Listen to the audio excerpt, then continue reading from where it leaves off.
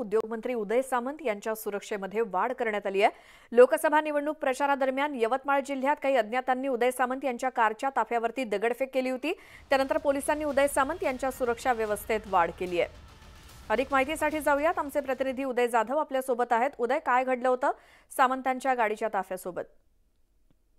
लोकसभा निवडणुकीच्या पहिल्या आणि दुसऱ्या टप्प्याच्या वेळेलाच उद्योगमंत्री उदय सामंत हे यवतमाळ वाशिम लोकसभा मतदारसंघामध्ये प्रचारासाठी गेले असता त्यांच्या कारच्या ताफ्यावरती अज्ञातांनी दगडफेक केली होती आणि त्या दगडफेकीमध्ये कोणाचंही जास्त नुकसान झालं नसलं तरी देखील एक हल्ला जो आहे तो करण्यात आला होता। आणि ही घटना जी आहे पोलिसांनी अतिशय गांभीर्याने घेतलेली आहे। त्यानंतर आता उद्योगमंत्री उदय सामंत यांच्या सुरक्षा व्यवस्थेमध्ये वाढ करण्यात आलेली आहे। सध्या उदय सामंत हे कोकणामध्ये आहेत, रत्नागिरी सिंधुदुर्ग लोकसभा मतदारसंघामध्ये ते प्रचारामध्ये व्यस्त आहेत। त्याचबरोबर पश्चिम महाराष्ट्रात देखील ते प्रचार करत आहेत। त्यामुळे अशा वेळेला तिथे कुठेही अनुचित प्रकार घडू नये या दृष्टिकोनातून पोलिसांनी खबरदारीचा उपाय म्हणून उद्योगमंत्री उदय सामंत यांच्या सुरक्षा व्यवस्थेमध्ये वाढ करण्यात आलेली आहे।